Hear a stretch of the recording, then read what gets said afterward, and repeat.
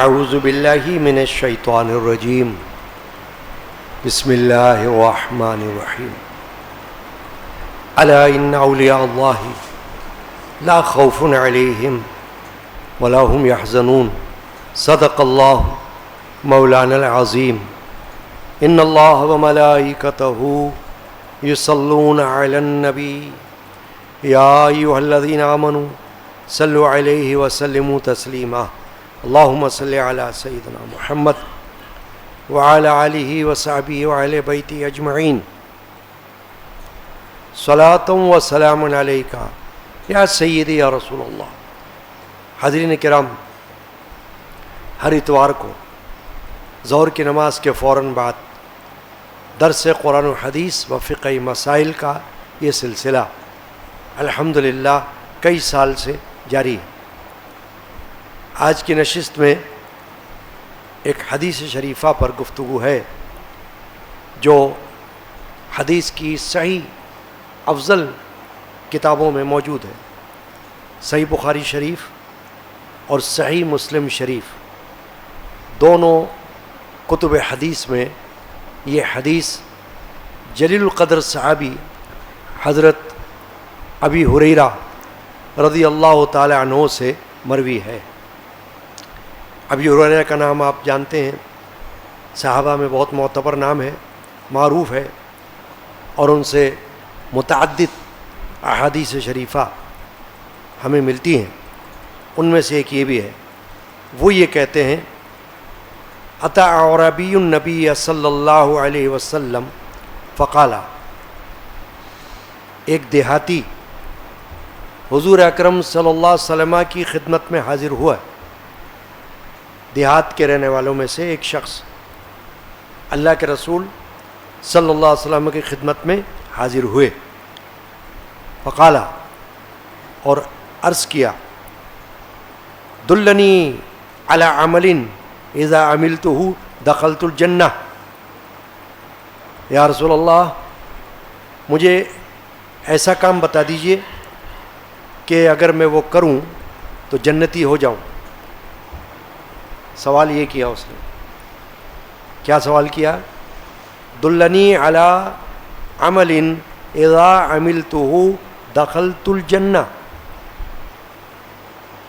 مجھے کوئی ایسا کام بتا دیں آپ جو میں کروں تو جنت میں جاؤں، یعنی مرنے کے بعد اللہ مجھے جنتی بنا دے، جنت میں داخل کر دے۔ قالا، حضور نے ارشاد فرمایا، تعبد اللہ ولا تشرک بہ شیئا، کہ اللہ کی عبادت کرنا، اللہ کو پوجنا اور اس کا کسی کو شریک نہ ٹھہرانا۔ ایک بات یہ فرمائی، پھر فرمائے وَتُقِيمُ الصَّلَاةَ الْمَكْتُوبَةَ، اور نماز قائم کرنا، وَتُؤَدِّي الزَّكَاةَ الْمَفْرُوضَةَ، اور فرض زکوٰۃ ادا کرنا، وَتَصُومُ رَمَضَانَ، اور رمضان کے روزے رکھو۔ قالا، اس نے عرض کیا، وَالَّذِي نَفْسِي بِيَدِهِ لَا أَزِيدُ عَلَى هَذَا شَيْئًا وَلَا أَنقُصُ مِنْهُ، اس شخص نے عرض کیا، اللہ کی قسم جس کے قبضے میں میری جان ہے، کبھی اس میں سے کچھ نہ کم کروں گا نہ زیادہ کروں گا۔ فلما ولّا، پھر جب وہ چل دیا، یعنی پھر گیا جانے کے لیے، قال النبی صلی اللہ علیہ وسلم، تو اللہ کے رسول نے فرمایا صلی اللہ علیہ وسلم نے، من سرہ ان ینظر الی رجل من اہل الجنۃ فلینظر الی ھذا، جو شخص جنتی مرد کو دیکھنا چاہے، جنتی شخص کو دیکھنا چاہے، وہ اس کو دیکھ لے۔ بس یہ حدیث یہاں ختم ہوئی، ترجمہ بھی یہاں ختم ہوا۔ اب اس پر تشریح میں گفتگو آپ سماعت کریں گے۔ حدیث سے کیا معلوم ہو رہا ہے؟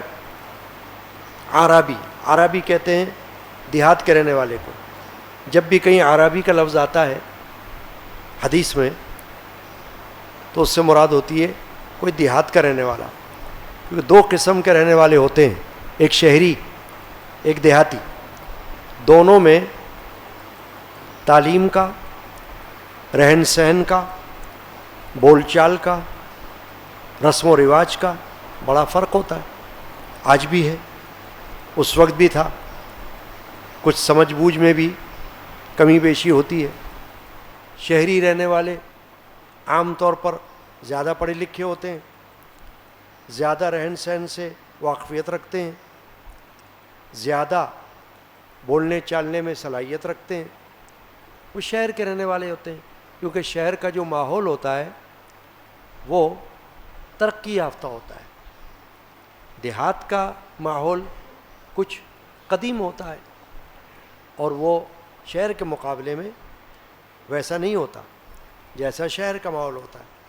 لیکن رسول اللہ صلی اللہ علیہ وسلم کی خدمت میں آنے والے وہ بھی تھے جو وہیں رہتے تھے مکہ مدینہ میں، اور وہ بھی تھے جو دور دراز سے آتے تھے، دیہات سے آ جاتے تھے، سنا کر کہ ایک ذات ہے جو اللہ کے رسول کہلاتے ہیں، نبی کہلاتے ہیں، ان کا نام محمد ہے، وہ اللہ کے رسول اپنے آپ کو کہتے ہیں۔ چنانچہ حضور کے پاس آنے والوں میں ہر قسم کے لوگ ہوتے تھے، پھر ان میں رئیس یعنی کوئی سردار اپنے اپنے قبیلوں کے وہ بھی ہوا کرتے تھے، غربا فقراء وہ بھی ہوا کرتے تھے، کافر بھی ہوتے تھے، مسلم بھی ہوتے تھے، یعنی کہ کچھ پوچھنے کے لیے، کچھ سننے کے لیے کسی کو منع نہیں تھا اللہ کے رسول کی بارگاہ میں۔ اس کی وجہ تھی کہ اسلام دین دعوت ہے، ایسا دین ہے جس میں دعوت دی جاتی ہے آنے کی۔ بعض ادیان وہ ہیں جن میں کسی کو داخل نہیں کیا جاتا، جیسے پارسی مذہب، اس میں کسی کو پارسی نہیں بنایا جاتا۔ اگر کوئی کہے بھائی میں پارسی ہونا چاہتا ہوں، کہیں گے نہیں آپ نہیں ہو سکتے۔ نسلاً جو پارسی ہیں وہ ہیں، کوئی مسلمان معاذ اللہ مثال دے رہا ہوں کہے میں پارسی ہونا چاہتا ہوں، کہیں گے نہیں بھائی نہیں ہو سکتے، یا کوئی بھی کہے۔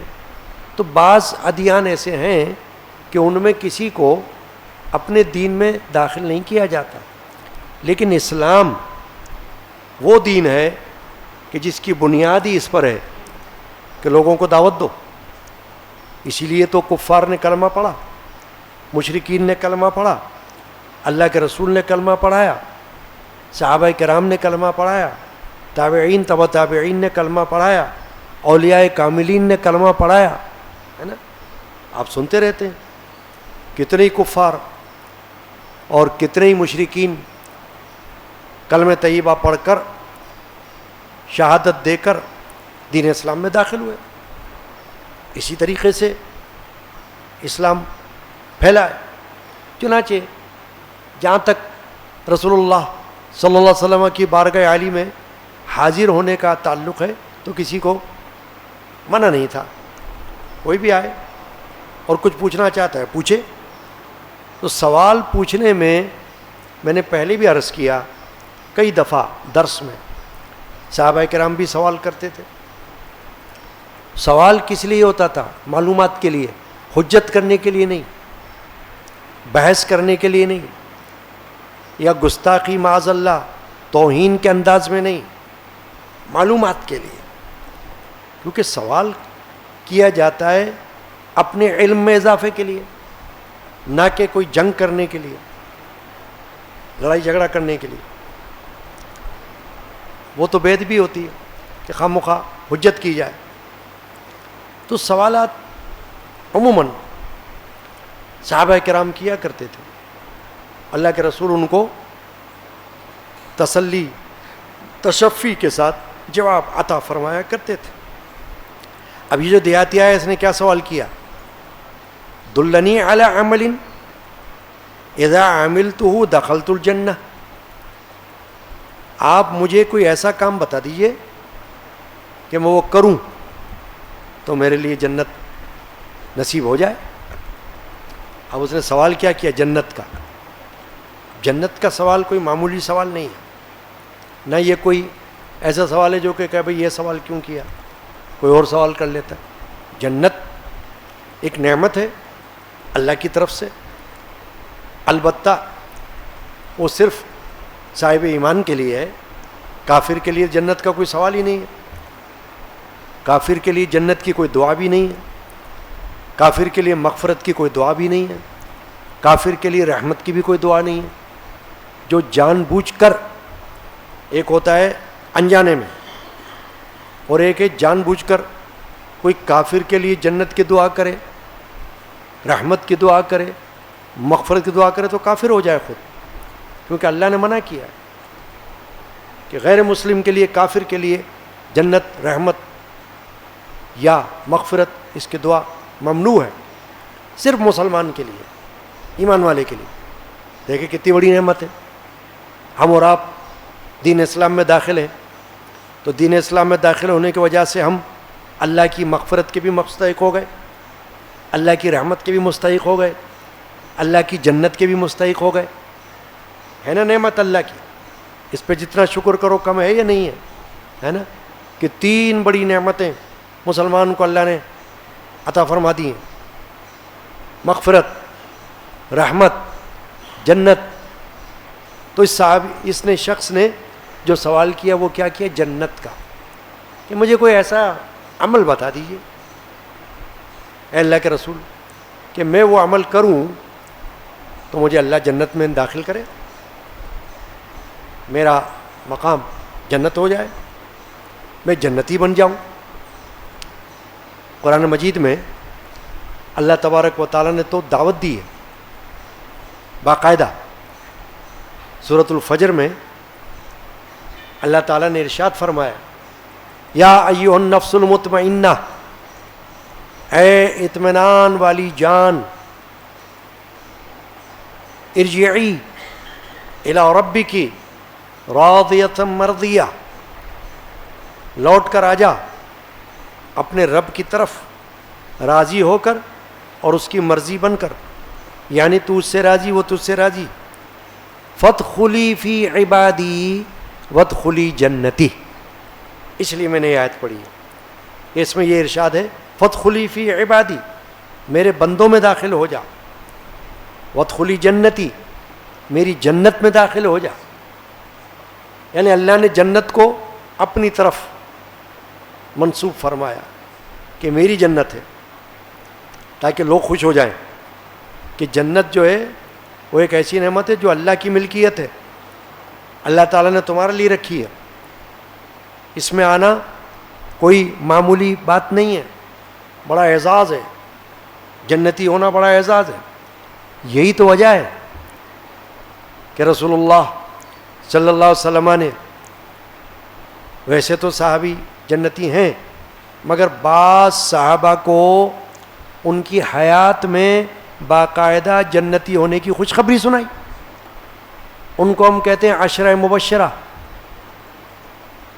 10 خوشخبری والے صحابہ. عشرہ مانے 10، مبشرہ جن کو بشارت دی گئی جنت کی، وہ 10 صحابہ ہیں. 4 تو ان میں خلفائے راشدین ہیں، حضرت ابوبکر صدیق، حضرت عمر بن خطاب، حضرت عثمان بن عفان اور حضرت علی بن ابی طالب. 4 تو یہی ہیں جنتی ہونے کے بشارت والے، پانے والے، بشارت پانے والے، اور باقی 6 اور ہیں. تو اب یہ دیکھیے، خاص اللہ کے رسول نے ان کو دنیا میں فرما دیا کہ تم جنتی ہو، یعنی کہ ان کو یہ اعزاز عطا فرما دیا کہ تمہارے دنیا سے جانے کے بعد اللہ نے تمہارے لیے جنت تیار رکھی ہوئی ہے انشاءاللہ تعالی. تم کو ابھی سے ہم بشارت سنا رہے ہیں کہ تم جنت میں جاؤ گے. اب ان کو کوئی جنت سے روک نہیں سکتا، چاہے کوئی دنیا میں ان کے خلاف کچھ بھی بولے. ہے نا ایمان؟ یہ ماننے والی بات ہے کہ نہیں؟ اب اگر دنیا میں کوئی ان کے خلاف کچھ بھی بولے، ابوبکر صدیق کے خلاف بولے، عمر بن خطاب کے خلاف بولے، عثمان بن عفان کے خلاف بولے، حضرت علی بن ابی طالب کے خلاف بولے، مثال دے رہا ہوں، بھلے بولے، لیکن ان کو اللہ کے رسول نے فرما دیا آپ جنتی ہو. تو ہمارا کہنا جھوٹ ہو سکتا ہے، ہمارا کچھ بکنا وہ تو جھوٹ ہو سکتا ہے، خلاف بات کرنا. اللہ کے رسول کا کہنا جھوٹ نہیں ہو سکتا. اگر اس کو جھوٹ مانے تو پھر ایمان کہاں رہا؟ سمجھ رہے ہیں بات کو آپ؟ یہ جو نشست ہوتی ہے علمی گفتگو کی ہوتی ہے، علم میں اضافے کے لیے ہوتی ہے، تاکہ خود بھی جانے دوسرے کو بھی سمجھائے. ہمارا کچھ کہنا تو رد ہو سکتا ہے، ہم کوئی مخالفانہ بات کریں وہ تو رد ہو سکتی ہے، جھوٹ بھی ہو سکتی ہے، اس کی کوئی حیثیت نہیں ہو سکتی. لیکن رسول اللہ صلی اللہ علیہ وسلم اگر اپنی زبان اقدس سے کوئی بات کہہ دے، اس میں کوئی نہیں ایسا نہیں ہو سکتا، وہ تو پھر ایمان والا رہے گا ہی نہیں، دین سے نکل جائے گا، کفر میں داخل ہو جائے گا. یہ بات ہے. کیونکہ اللہ کے رسول کے لیے قرآن میں اللہ تعالیٰ نے بشارت سنائی ہے. کیا؟ وما ينطق عن الهوى ان هو الا وحی یوحی. فرمایا یہ کون؟ رسول صلی اللہ علیہ وسلم اپنی مرضی سے کچھ نہیں کہتے، اپنی خواہش سے کچھ نہیں فرماتے، بلکہ وہی فرماتے ہیں جو ان کی طرف وحی کی جاتی ہے. اللہ ان کو جو حکم دیتا ہے وہی فرماتے ہیں. ان ہوا الا وحی یوحی، وہی فرماتے ہیں جو ان کو اللہ کی طرف سے وحی کی جاتی ہے. تو یہ بات سے بات آتی ہے نا، تو میں اضافی طور پر آپ کے سامنے باتیں کرتا ہوں تاکہ آپ کو لگے ہاتھوں، محاورے میں کہتے ہیں لگے ہاتھوں آپ کو زائد علم نصیب ہو جائے. سوال کیا کیا تھا اس نے؟ دلنی علی عمل اذا عملته دخلت الجنہ. اے اللہ کے رسول مجھے کوئی ایسا کام بتا دیجئے کہ میں وہ کر لوں تو جنتی ہو جاؤں. قال، اللہ کے رسول نے جواب میں ارشاد فرمایا، تعبد اللہ ولا تشرک به شیئا. حضور نے فرمایا پھر اللہ کو پوجو، اللہ کی بندگی کرو، اللہ کی عبادت کرو. عبادت ایک خاص وصف ہے جو صرف اللہ کے لیے ہے. یہ علم کا نقطہ اس کو یاد رکھنا ہے. مسلمان مومن عبادت صرف اللہ کی کر سکتا ہے، بس کسی کی نہیں، نہ نبی کی، نہ صحابی کی، نہ اہل بیت کی، نہ ولی کی. عبادت صرف اللہ کی. لا الہ الا اللہ، کوئی معبود نہیں سوائے اللہ کے. جو یہ بکے کہ مسلمان تو فلاں کی عبادت کرتے ہیں، زندہ کی عبادت کرتے ہیں، مردہ کی عبادت کرتے ہیں، قبر کو پوجتے ہیں، وہ سب بکواس ہے. کسی عالم نے، فاضل نے، فقیہ نے، محدث نے، مفسر نے، عالم بزرگ نے کبھی بھی یہ نہیں کہا کہ اللہ کے سوا کسی اور کو پوجنا. کوئی ثابت کرے؟ نہیں کر سکتا. یوں ہی بکنا اور چیز ہے، بکنے کو تو کچھ بھی بکے کوئی، بکنے سے کون کس کو منع کر سکتا ہے؟ رسول اللہ صلی اللہ علیہ وسلم کے دور میں لوگ بکتے رہے، ہے کہ نہیں؟ مختلف بکواسیں کرتے رہے. قرآن گواہ ہے نا، قرآن میں بہت سی آیات ہیں مشرکین کے کہنے کی کہ وہ ایسا بک رہے تھے، وہ ایسا بکا، انہوں نے ایسا بکواس کیا، انہوں نے یہ کہا، انہوں نے وہ کہا. حدیث میں ہے کہ مشرکین یہ کہہ رہے ہیں، کفار یہ کہہ رہے ہیں، اللہ کے رسول کے خلاف، دین کے خلاف، ایمان کے خلاف، اسلام کے خلاف. تو یہ بکواسات جو ہے نا، اس کو آپ چھوڑ دیں. بکواسات تو شروع سے چل رہی ہیں اور قیامت تک چلتی رہیں گی. بات بکواسات کی نہیں ہو رہی، بات ہو رہی ہے حقائق کی، کہ حقیقت یہ ہے کہ عبادت صرف اللہ رب العزت کی ہے. تو یہاں عبادت کی بات ہو رہی ہے. ایک ہوتی ہے تعظیم، تعظیم کو کہتے ہیں ادب. ادب تو اللہ کا بھی ہے اور ادب رسول اللہ کا بھی ہے، وہ تو منع نہیں ہے نا. اگر بید بھی کریں گے تو کافر ہو جائے گا کوئی.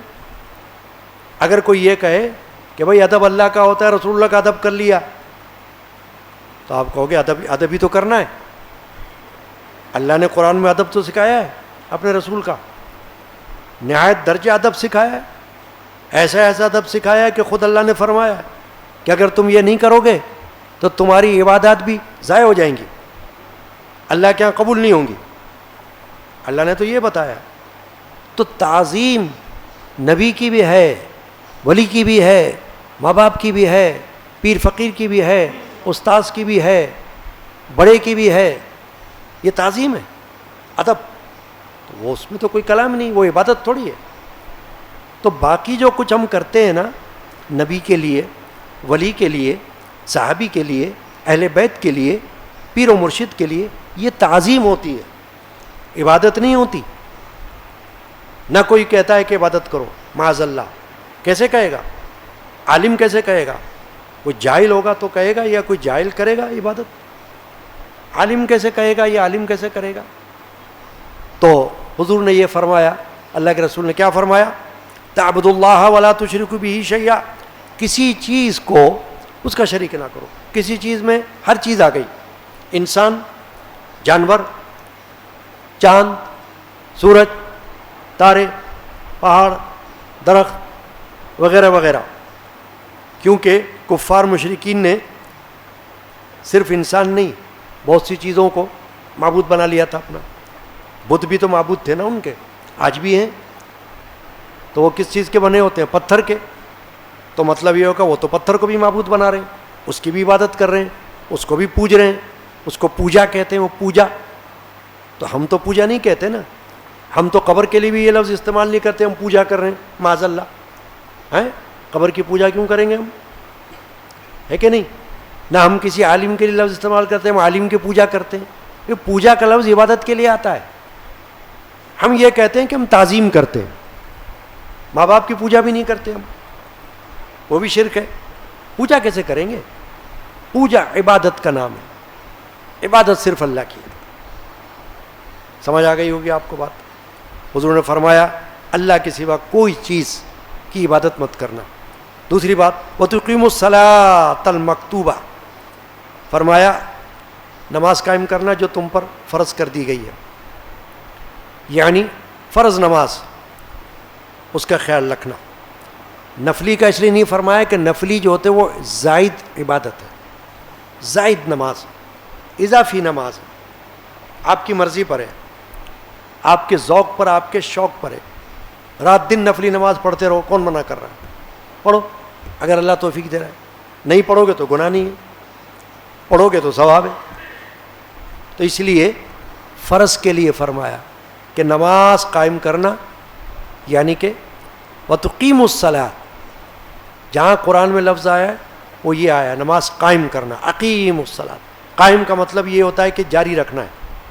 ایک دفعہ نہیں، دو دفعہ نہیں، 100 دفعہ نہیں، جاری، زندگی بھر، مرتے دم تک نماز نماز نماز نماز. فرض نماز مت چھوڑنا، ٹھیک ہے؟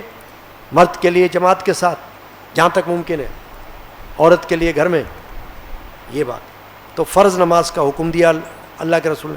پھر کیا فرمایا؟ وَتُؤَدِّ الزَّكَاةَ الْمَفْرُوضَةَ، فرمایا وہ زکوٰۃ جو فرض کر دی گئی ہے تم پر، یعنی اللہ کی راہ میں خرچ کرنا جو فرض کر دیا گیا وہ کرو. مطلب یہ کہ زکوٰۃ نکالنا. ایک ہوتا ہے اللہ کی راہ میں دینا، وہ زکوٰۃ نہیں ہوتی، اس کو خیرات کہتے ہیں. خیرات اور زکوٰۃ یہ دونوں الگ الگ اصطلاحات ہیں. زکوٰۃ بالکل اسپیسیفک خاص اصطلاح ہے. وہ ہے کہ جو سال میں نکالی جاتی ہے.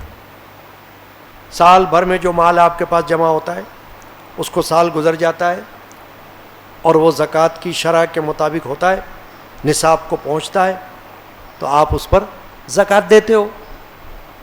وہ سونا ہو، چاندی ہو، روپیہ پیسہ ہو، کھیتی باڑی ہو یا کچھ بھی ہو، اس پہ زکوٰۃ نکلتی ہے. تجارت کا سامان ہو، اس پہ زکوٰۃ نکلتی ہے. تو جو فرض ہے اس کے لیے اللہ کے رسول نے فرمایا کہ زکوٰۃ دینا. اب آپ کہیں گے کہ صدقہ اور خیرات کا نہیں فرمایا یا؟ تو بات وہیں آ جائے گی کہ صدقہ و خیرات نفلی ہوتے ہیں، فرض نہیں ہوتے. صدقہ بھی نفلی ہے، خیرات بھی نفلی ہے. یہ نفلی عبادت ہے نا، دو گے تو ثواب ہے، نہیں دو گے تو گناہ نہیں ہے.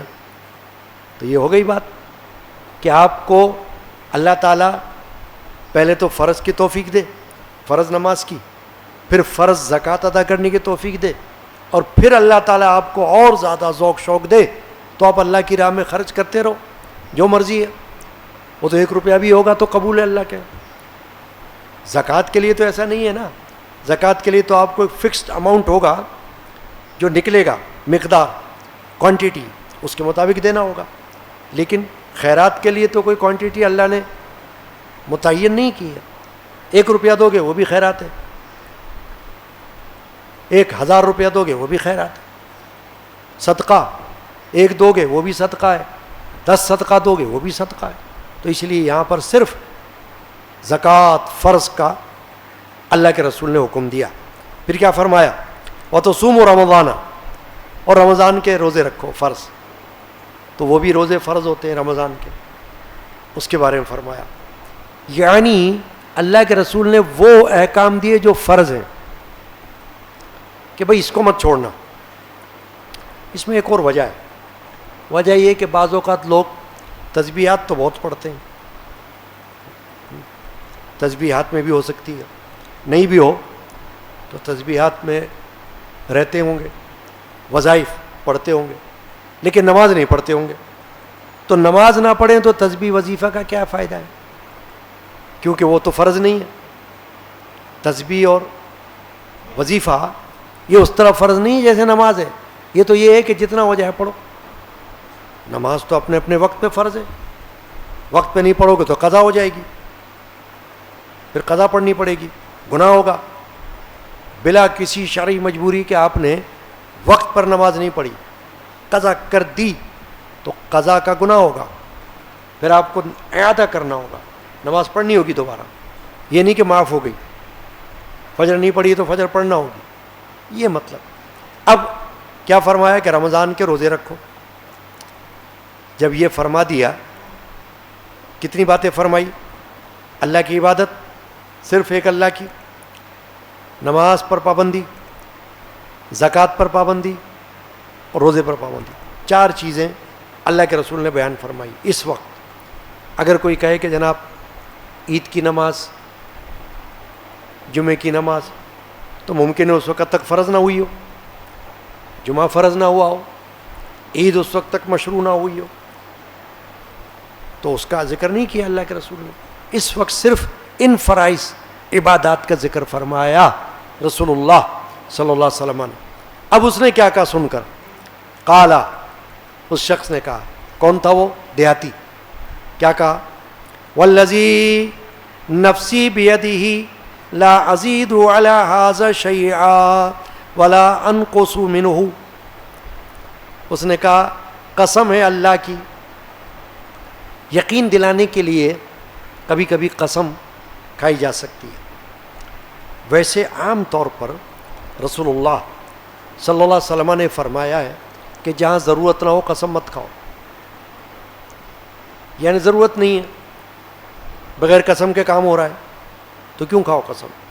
لیکن جہاں کسی بات کو یقینی بنانا آپ کو ضروری ہو جائے, جیسے کسی کو یقین دلانا, تو آپ قسم کھا سکتے ہو. مگر اس میں بھی پھر حکم دیا گیا کہ اللہ کی قسم کھاؤ, اور کوئی قسم نہیں. ماں باپ کی قسم, فلاں کی قسم, اس کی قسم نہیں, اللہ کی قسم. اللہ کے رسول نے بھی جہاں جہاں احادیث میں قسم کھائی ہے وہ اللہ کی کھائی ہے, اللہ کی قسم. والذی نفسی بیدہ, حضور نے بھی فرمایا قسم ہے اس پاک ذات کی جس کے قبضے میں میری جان ہے, یعنی جو میری جان کا مالک ہے. یہ فرمایا اللہ کے رسول نے. تو اب اس شخص نے کہا والذی نفسی بیدہ لا ازید علی ھذا شیئا, اللہ کی قسم جس کے قبضے میں میری جان ہے, میں کبھی اس میں سے نہ کچھ بڑھاؤں گا نہ کم کروں گا. کیا مطلب تھا اس کا؟ کہ جو آپ نے بتا دیا نا, اس کی جو تعداد ہے نا اسی کے مطابق رکھوں گا. یعنی فرض کریں فجر 2 ہے تو وہ کہہ رہا ہے میں 4 تھوڑی کروں گا, میں تو 2 ہی رکھوں گا, نہ میں 1 کروں گا. فجر 2 رکعت ہے تو میں 1 رکعت تھوڑی پڑھوں گا, 2 ہی پڑھوں گا. 3 بھی نہیں کروں گا, 4 بھی نہیں کروں گا فجر کو.